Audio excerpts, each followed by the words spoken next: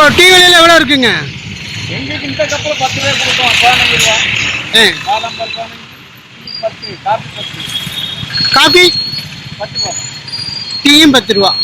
பாதாம் பால் வந்து 15. ஓ, இப்போ நிறைய கடையில் வந்து 20 ரூபா எல்லாம் பண்ணுறாங்க. ஆமாம், அவங்க டம்ளரில் விடுறாங்கல்ல, காப்பில் வந்து விடுறாங்க. ஓ, அந்த டீ வேறு இந்த டீ வேறு. எங்கள் டீயை குடிச்சாங்கன்னா அது ஒரு நாளைக்கு எவ்வளோ விற்பீங்க? நம்மளுக்கு ஒரு நாளைக்கு 20 வேணும். 20க்கு என்ன எவ்வளோ ஓடும்? 20 கேட்டா 30 பால். ஓ,